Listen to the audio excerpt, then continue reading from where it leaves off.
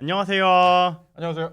노다퓨처 드디어 두 번째 시간이죠. 네, 10년 뒤 미래의 관점에서 네. 현재를 이야기하는 어떻게 이런 걸 외우지? 10년 뒤 미래의 관점에서 현재를 조망하는. 네, 네. 네 노다퓨처. 답이 없지만 노다웃 믿어보자. 네, 노다퓨처입니다. 네 반갑습니다. 반갑습니다. 네, 네. 저희가 좀 오늘은 약간은 머리 아플 수도 있는 이제 벤처, 이제 스타트업 관련된 법률 네. 이슈가 좀 중요한 것들이 있어서 이걸 먼저 가져와 봤습니다. 이제 벤처 투자 촉진법과 네. 그리고 데이터 3법, 데이터 3법. 네 이런 게 있어요. 네. 벤처 투자 촉진법이 이번에 이렇게 통과가 됐는데 사실은 좀 이야기가 나온 지는 되게 오래된 거였다고. 데이터 3법이나. 그렇죠. 그러니까 항상 우리가 그런 얘기를 하잖아요. 스타트업의 1년은 아니야.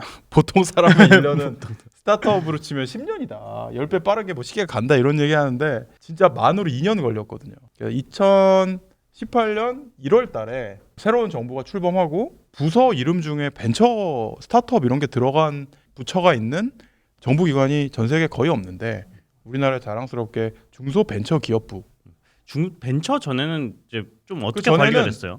중기청이었죠. 중기청. 네, 그러니까 청이었어요. 벤처 다루는 건 없었고 아예. 그러니까 벤처를 거기서 다뤘어요. 지금 아. 역할도 있었는데 약간 좀 상징적이긴 하지만 이름에는 이제 벤처나 스타트업이라는 이름이 없었죠.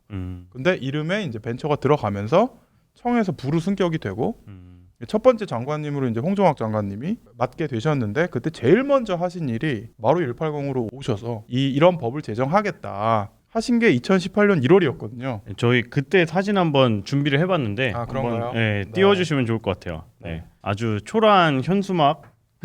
초라한 그리고 굉장히 거대한 제가 아마 옆에 보일 텐데 네. 네.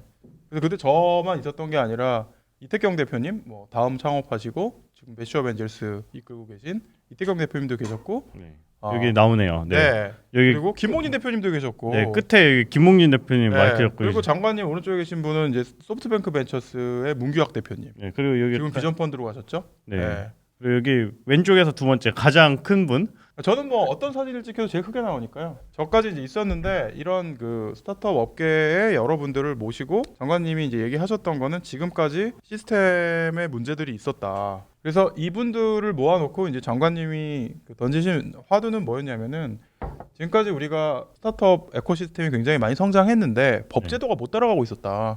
이번 기회에 싹 업그레이드를 하겠다. 그 싹 업그레이드의 핵심이 벤처 투자 촉진법, 소위 벤촉법이었죠. 그러면 2018년도 1월에 이게 이렇게 하자라고 네, 했는데 이렇게 2년 만에. 하겠습니다. 한 거죠.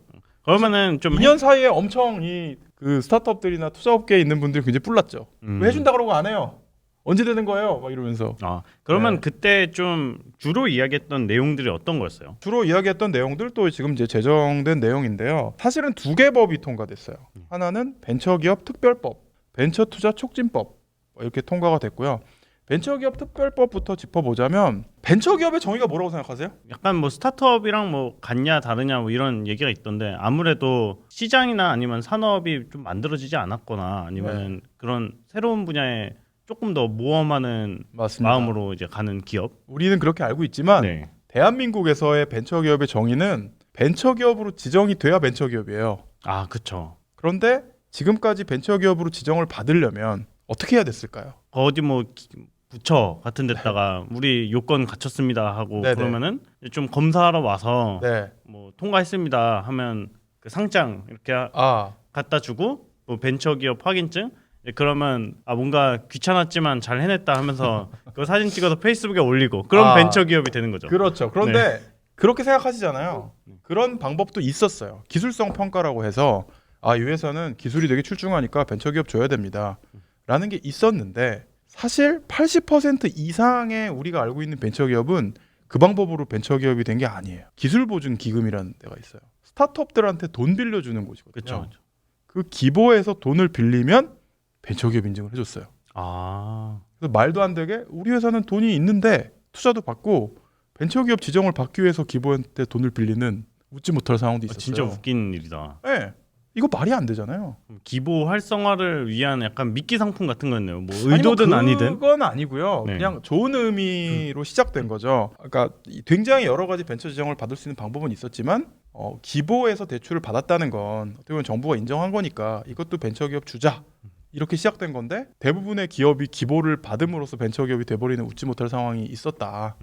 그래서 이거를 해소하기 위해서 이번에 제정된 벤처기업 특별법에서는 민간 중심으로 이 기업의 혁신성과 성장성을 평가해서 벤처기업으로 확인하는 식으로 제도가 바뀌었어요. 물론 우리가 법이 하나 정해지면 그대로 막 실행할 수 있는 게 아니라 그렇죠. 디테일이 있어야 되잖아요. 디테일은 법에 담기가 힘드니까 시행령이라고 따로 빼놔요. 한 7월 정도에 시행령이 확정될 거예요. 이 민간 중심으로 한다는 게 뭔지, 어떻게 위원회를 만들 건지. 그렇지만 상당히 좀 진일보한. 우리 회사 훌륭한 회사인데 누가 봐도 스타트업이라고 얘기하는데 왜 정부는 벤처기업 인증을 안 해줘요? 이 문제는 좀 많이 해결되지 않을까라고 생각하게 됐고요. 아 그러면 애초에 정부가 그냥 보통 기업과 벤처 기업을 이제 좀 구분해서 네네. 관리를 해야겠다라는 뭐 발상이라든지 뭐 필요성 그렇죠. 자체는 언제 사실 나온 거예요? 뭐 미국에 그런 게 있냐, 일본에 그런 게 있냐, 그쵸, 어느 그쵸. 나라가 벤처기업을 정부가 지정하냐 이렇게 얘기하실 수 있는데 사실 이거는 벤처기업한테 혜택을 주기 위해서 그렇게 한 거긴 해요. 뭐 예를 들면 스톡옵션 같은 경우에 일반 기업은 스톡옵션을 전체 주식의 10%밖에 발행을 못 하거든요. 근데 그렇죠. 벤처기업은 얼마를 발행할 수 있을까요? 30%? 50%. 50%. 어마어마하죠. 네. 그러니까 이렇게 스타트업은 절반까지가 특례를 주겠어. 특별하게 대우해 주겠어. 그러면 기준이 있어야 되잖아요. 어디까지가 스타트업이고 어디부터는 아니에요. 그래서 애매하죠. 그걸 정하기 위해서 벤처기업을 지정하게 된 거예요. 그래서 극단적으로는 그런 주장하시는 분들도 있어요. 이거 다 없애야 돼. 근데 그렇게 할 수가 없다. 왜냐하면 이런 혜택을 이런 막 자라나는 스타트업이 가져가게 하려면 벤처기업을 지정하는 거를 당분간 바꾸기가 그렇게 쉽지는 않다. 다만 이번에 벤처기업 특별법이 제정되면서 제도가 많이 이제 민간 중심으로 바뀌었으니까 좀 더 이제 쉽게 혜택을 받아갈 수 있게 되지 않을까. 정부가 좀 중심적으로 이렇게 약간 마중물 역할을 하는 과정에서 그래도 공평하게 효율적으로 이제 돈을 주려고 이렇게 마련이 됐다. 뭐 이렇게 보면 되겠네요. 돈을 준다기보다 이제 뭐 법제도적인 지원을 하려고. 혜택을, 네, 혜택을. 주기 위해서. 그리고 이제 벤처기업 특별법 말씀을 드렸는데 벤처기업 특별법보다 더 큰 중요성을 차지하고 있는 거는 벤처투자 촉진법이고요. 굉장히 많은 특히 이제 투자 회사들이 벤처투자 촉진법을 기대했던 이유가 있습니다. 그거에 대해서 좀 설명을 드릴게요. 이거 벤처 투자 촉진법 관련해서는 그 뉴스 보니까 이제 조건부 지분 인수 계약 네. 이 가능해졌다. 이제 실리콘밸리 스타일의 투자, 네. 이제 초기 투자가 가능해졌다라고 하면서 기업 가치를 정하기 어려운 완전 초기 기업한테는 일단은 돈을 넣어서 투자를 하고 네. 이제 이후에 약간 나름대로 합리적으로 가치 평가를 통해서 이제 후속 투자가 이루어지면은 기업 가치 결정에 따라서 이제 선 투자자의 지분율을 결정하는 방식이라고 네. 이제 하던데 이걸 통해서 좀 초기 투자 네. 되게 많이 활성화될 것이다라는 이야기가 있는데 또 이제 페이스북에서 이제 뭐 엔젤이나 이런 네. 엑셀러레이터 하시는 분들이 나는 근데 이 세이프 투자라고 하죠. 이거 별로 안 쓸 것 같다. 뭐 이런 이야기도 하더라고요. 네네. 미국 같은 경우는 전통적으로 밸류를 정하기 어려운 극초기 회사의 투자를 어떻게 해야 하나요에 대한 고민이 있었어요. 근데 미국은 이제 관에서 이런 사기업 간의 거래를 규제를 많이 안 하는 스타일이니까 그냥 여러 가지 계약서들이 발명이 됐어요. 네. 그거의 원조는 이제 컨버터블 노트라고 우리나라로 치면 전환사채죠.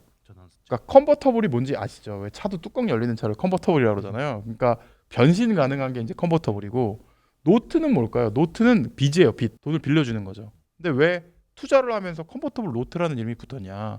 그거는 얘 본질은 돈을 빌려주는 거예요.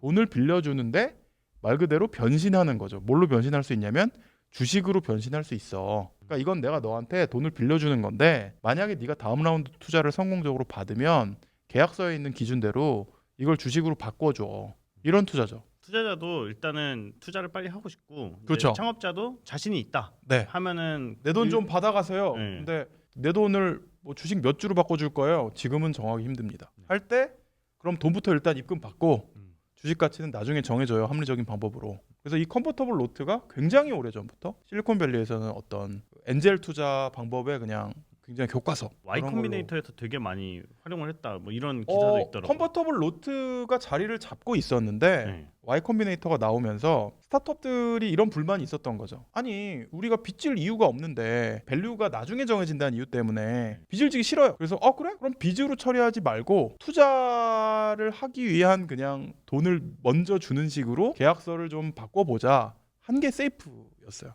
세이프는 컨버터블 노트랑 달라요. 빚이 아니에요. 그래서 이건 무조건 투자로 컨버전이 돼야 되는 거고요. 스타트업 입장에서는 부채를 지지 않으면서도 나중에 기업 가치를 산정할 수 있는. 그러면 컨버터블 노트보다는 이게 뭐 세이프가 그 안전한의 세이프는 아닌데 뭐 그냥 뭐 그런 거네요. 말장난이죠. 네네. 그래서 이제 SAFE가 뭔가의 그 머리 글자를 딴 거예요. 뭐의 머리 글자를 딴지는 이제 구글님한테 물어보면 Y 콤비네이터 세이프 이렇게 치면 나오니까 각자 찾아보시고요. 그런데 이 세이프 투자 혹은 500 스타트업 투자 키스라고 KISS라고 또 비슷한 게 있어요. 뭐 말 만들기를 좋아하는 각 거. 엑셀레이터가 그런 스타트업들한테도 유용하면서 합리적으로 빠르게 투자할 수 있는 방법들을 다 발명을 한 거죠. 이런 것들이 근데 한국에서는 통용되기가 불가능했어요. 왜냐하면 세이프나 키스 같은 경우에는 빚이 아닌데 투자도 아니거든요. 그러니까 빚도 아니고 투자도 아닌 거를 규정하는 법이 한국에 없기 때문에 실행할 수가 없었다. 근데 이번에 그게 허용이 된 거죠. 기본적으로는 미국처럼 뭐 세이프 라이크한 세이프 비슷한 투자를 할 수 있는 길은 열린 거죠. 사실 이건 투자자한테 사실 유리한 게 아니에요. 상업자한테 훨씬 유리해요. 왜 그럴까요? 일단은 받기가 수월하고 이제 그 다음 라운드 갈 동안 또 열심히 그렇죠. 성장을 해 놓으면은 또 할 말도 생기고 별 부담도 없고. 그렇죠. 보통 이제 세이프 계약서는 어떻게 구성이 되냐면 캡을 정해요. 그러니까 얼마 이상으로 투자를 받았을 경우에 전환된다. 그리고 디스카운트가 들어있어요. 그래도 네가 먼저 투자를 해줬는데 그때 투자하는 시리즈 A 투자자랑 똑같은 주당 가격을 적용하면은 네가 너무 서운할 테니까 뭐 10% 20% 깎아줄게. 뭐 이런 게 들어있거든요. 근데 사실 처음에 스타트업의 밸류는 엄청 낮단 말이에요. 막 기업 가치가 10억, 20억 이렇잖아요. 그런데 갑자기 6개월 지나고 1년 지나면 갑자기 100억이 되고 200억이 된단 말이에요. 그럼 내가 지금 이 회사의 시가로 그냥 주식 신주를 인수를 하면 10억 가치에 투자할 수 있는 상황인데 네. 세이프로 투자하게 되면 10% 디스카운트를 해준다고 해도 나중에 1년 뒤에 100억이 됐을 때 나는 90억 가치로 투자한 거랑 같은 효과란 말이에요. 그러면 투자자 입장에서는 10억 가치에 투자할 수 있는 기회를 날리고 90억 가치에 투자해야만 되는 거죠. 그러니까 본질적으로 세이프는 투자자를 위해 만들어진 게 아니고 미국처럼 좋은 스타트업보다 투자자가 더 많은 환경에서 잘 워킹하는 방법이에요. 그렇기 때문에 말씀하신 것처럼 뭐 지금 뭐 페이스북이나 블로그를 보면 뭐 한국에서 과연 세이프가 정착될까? 뭐 이런 얘기들이 나오는데 왜냐하면 기존의 엑셀러레이터들 입장에서는 세이프 투자가 절대로 유리한 투자 방법이 아니기 때문이죠. 이 부분에서 약간 좀 길어지긴 했는데 뭐 의무 투자 비율, 뭐 산정 기준 변경, 뭐 이런 거과 이제 또 주요 내용이 엑셀러레이터가 벤처 투자 조합 결성이 가능해졌다. 네. 아무래도 이제 또 이것도 이슈인 것 같은데 이제 이거 관련해서도 업계에서는 좀 갑론을박이 있더라고요. 현실을 잘 반영하는 게 맞냐, 뭐 이런 네. 얘기도 있는데 좀 어떻게 보세요? 일단 의무 투자 비율은 좀 쉬운 얘기니까 옛날에는 우리가 이제 스타트업 투자 회사를 이해하려면 스타트업 투자 회사의 돈은 어디서 나오는 걸까요? 돈 주머니는 뭘까요? 이제 성공했던 이제 돈 많은 분의 돈 아니면 이제 뭐 펀드, 뭐 그렇죠. 모태 펀드, 네, 뭐 네. 여러 가지 펀드들. 모태 펀드나 네. 뭐 대기업이나 아니면 대한민국의 어떤 그런 정부 산하 기관이나 이런 데서 돈을 모아주면 그게 어떤 주머니에 담겨요. 그 주머니를 펀드라고 하거든요. 벤처 캐피탈은 여러 펀드를 운영하는 펀드 매니저인 거예요. 예를 들면 내가 A라는 투자회사에 돈을 받는다 그러면 그 돈이 A 거가 아니고 A가 운영하는 펀드 건 거죠. 그러니까 전주는 따로 있다. 그런데 지금까지는 펀드별로 야, 너 이 중에 얼마는 해외 투자는 하면 안 돼. 얼마는 국내만 해야 돼. 뭐 이런 식의 의무 투자 비율이 있었어요. 저 뭐 약간 뭐 농어촌 무슨 비율, 뭐, 예, 뭐 그렇게도 여성 하고. 창업 네네네. 뭐 펀드 뭐 이런 것들. 특히 국내 해외의 경계가 그렇게 나눠졌었거든요. 그래서 우리나라 VC는 왜 해외 투자를 많이 안 하나요? 뭐 이런 질문 많이 하는데 이 의무 투자 비율도 해외 투자를 막 공격적으로 하지 못하게 하는 큰 걸림돌 중에 하나였어요. 그러니까 아무래도 여태까지는 이제 국내 쪽에 어떤 활성화에 이 그렇죠. 펀드를 운용하자 네네. 이런 인식이 강했던 거고. 그런데 이번에 펀드별에서 전체 이 회사가 갖고 있는 자본금 플러스 펀드 모든 펀드에 있는 돈을 다 합친 걸로 의무 투자 비율을 나누기 시작했어요. 그러니까 그 얘기는 뭐냐면 어떤 펀드는 다 한국 회사에 투자하고 어떤 펀드는 다 해외 회사에 투자해도 되는 거죠. 그래도 반반 투자한 거잖아요. 옛날엔 그게 펀드별로 나눠져 있어서 해외에만 투자하는 펀드를 만들겠다 이러면 만들 수가 없었거든요. 근데 그게 좀 자유로워졌다. 그래서 이 의무 투자 비율 산정 기준이 변경돼서 영역의 플렉서빌리티가 생긴 거죠. 그러니까 세이프 투자 기능은 밸류의 플렉서빌리티가 생긴 거라면 의무 투자 비율 산정 기준 변경은 투자하는 동네의 플렉서빌리티가 생긴 거라 좀 더 한국 VC가 해외로 많이 나가서 해외 투자를 많이 하게 되지 않을까? 이런 예측을 하고 있어요. 그다음에 또 하나는 이제 엑셀러레이터. 저희도 이제 엑셀러레이터를 운영하고 있지만 이것 또한 대한민국에서는 퓨처플레이가 엑셀러레이터예요. 제가 이렇게 방송에 나와서 얘기하면 엑셀러레이터가 되는 게 아니고요. 엑셀러레이터로 등록을 해야 돼요. 그러면 아까 제가 말씀을 드렸잖아요. 투자회사는 펀드라는 주머니가 있다. 기묘하게도 지금까지 엑셀러레이터는 펀드를 만들 수는 있는데 개인 투자 조합밖에 못 만들었어요. 그러니까 얼마나 답답해요. 내가 100억짜리 펀드를 만들고 싶어. 100억을 개인한테 1억씩 100명한테 모으는 게 얼마나 힘들어요. 그러니까 이게 좀 개인으로서 이렇게 돈 받아서 펀드를 만들 수 있었는데 이제 그냥 어떤 기업에서건 그쵸. 뭐가 됐건 이제 우리 뭐 하나의 어떤 목표를 가지고 펀드 조성을 해보자 이거를 그렇죠. 엑셀러레이터가 할 수 있게 그렇죠. 됐다. 뭐 예를 들면 어떤 우리나라의 대기업이 퓨처플레이에 내가 100억을 투자할 테니 우리가 원하는 회사만 투자해 주세요. 그리고 엑셀러레이팅 해주세요. 이게 안 됐어요. 근데 벤처 투자 조합이 결성 가능해지면서 그게 가능해졌다. 그렇기 때문에 저는 굉장히 많은 대기업들이 엑셀러레이터들과 같이 대형 펀드를 만들어서 오픈 이노베이션 하는 기회들이 많아질 것 같고 뭐 저희도 준비하고 있고 많은 그런 엑셀레이터들이 그런 큰 펀드를 만들어서 큰 투자를 하는 그런 기회들이 많이 늘어날 것 같아요. 뭐 되게 좋아 보이는데 뭐 이미 좀 그런 식으로 하고 있었다. 뭐 이런 이야기들도 있고. 그렇지는 않아요. 사실은 엑셀레이터 중에 제일 큰 펀드를 운영하는 데가 저희 퓨처플레이거든요. 근데 이게 안 됐기 때문에 저희가 다른 금융 회사들하고 같이 공동으로 펀드를 만들 수밖에 없었어요. 제가 잘 몰랐는데 퓨처플레이가 생각보다 대단한 곳인가 보네요. 그러니까 그런 태용님이 이 동네 짱이잖아요. 아니 이거 저도 뭐... 그 정도 급이 되니까 여기 불려 나온 거지. 제가 뭐 이렇게 시시한 사람이면 아 감히 그렇구나. 이 오에 제가 나올 수가 없다고요. 네. 좀 하는 사람이에요. 네, 알면 알수록 뭐가 자꾸 나오는. 네. 근데 이런 생각을 하게 돼요. 그러면 엑셀러레이터랑 VC 경계가 희미해지는 거 아닌가? 그렇죠, 그렇죠. 어떻게 보면 엑셀러레이터도 몇백억, 몇천억짜리 펀드를 굴릴 수 있으면 VC랑 뭐가 달라? 근데 다른 건 있어요. 왜냐면 엑셀러레이터는 아까 말한 의무 투자 비율 중에 3년 미만의 초기 회사에 투자해야 되는 비율이 50% 이상이에요. 그러니까 저희는 야 펀드 생겼다 그러고 나 유니콘 회사에 투자해야지 이거 안 된다는 거예요. 저희는 무조건 3년 미만의 초기 투자 회사에만 투자해야 되는 의무가 있다. 절반 이상. 그렇기 때문에 그 업이 혁신적으로 나눠지진 않을 텐데 이런 일은 벌어질 것 같아요. 지금은 좀 일어나기 어려운데 첫 투자를 100억씩 받는다던가. 우린 뭐 간 만들었는데 저희 회사 시가총액 1000억이에요. 그런 진짜 슈퍼스타가 그렇죠. 그런 데들 나와도 엑셀러레이터도 거기 투자할 수 있고. 그래서 이건 결과적으로 초기 기업의 기업 가치가 올라가는 동력이 되지 않을까? 뭐 그럴 수도 있고 아니면은 정말 이미 좀 업력이나 신뢰, 신용이 쌓인 분이 창업을 할 때 한 그쵸. 번에 이제 빵 나갈 수 있겠네요. 이런 경우도 저희는 되게 많이 봐요. 이 회사가 이미 커졌어요.